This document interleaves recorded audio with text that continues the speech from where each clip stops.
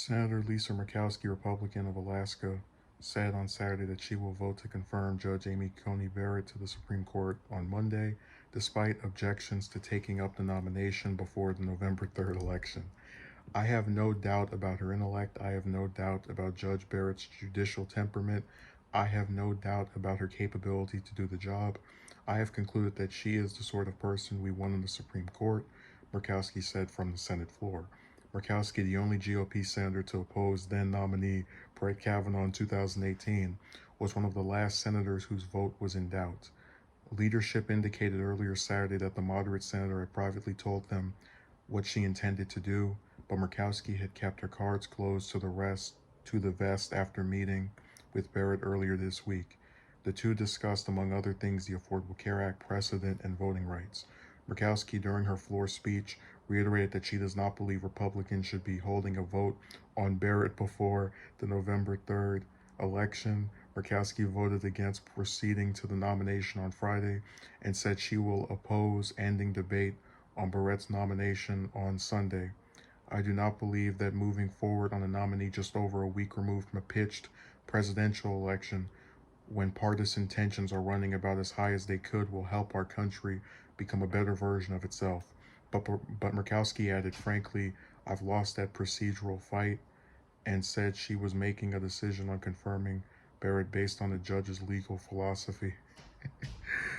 I believe that the only way to put us back on the path of appropriate consideration of judicial nominees is to evaluate Judge Barrett as we would want to be judged on the merits of her qualifications. And so we do that. When that final question comes before us, I will be a yes, Murkowski said.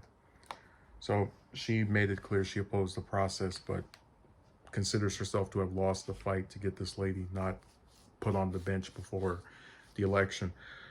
I'm actually not disappointed because with these moderate Republicans, or the ones that at least have a voting record that's not always with their party, so whether that's Murkowski or Collins, they're in this never-ending, contentious, almost bearing of the cross, um, hateful bubble. And what I mean by that is, when Murkowski voted against Kavanaugh, everybody was celebrating. They at least spoke highly of her on the progressive or liberal side.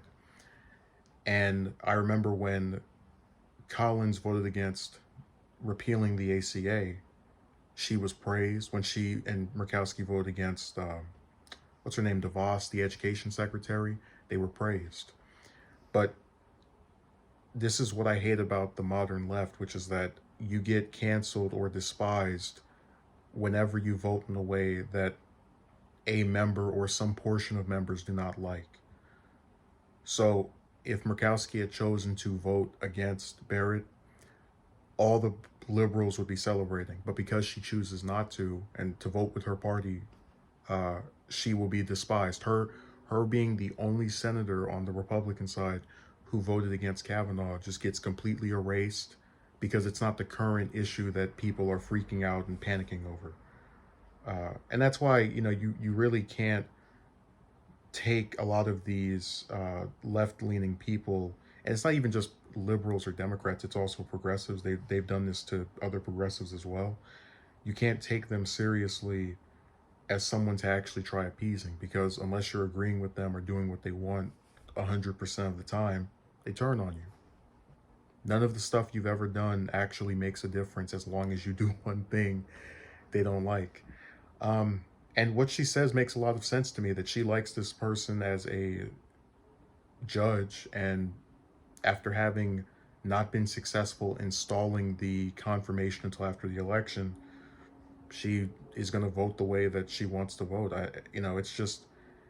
It's so crazy that people will get more upset with her and Collins for being among the few who actually are malleable and might change their mind in reference to which way they want to vote.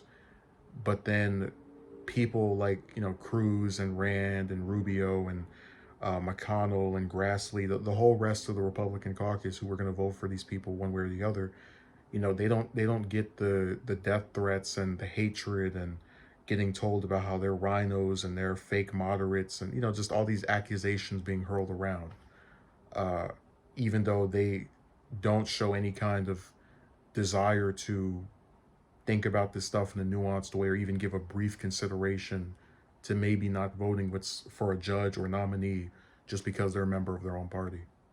And that's what I think is really sad, that the people who you can convince of something will get so despised for going in the opposite direction after giving it thought. But the people who give it no thought and are just a blind stamp for everything the person in the White House that's part of their party wants to do, you guys don't tear apart and make seem to be the villain.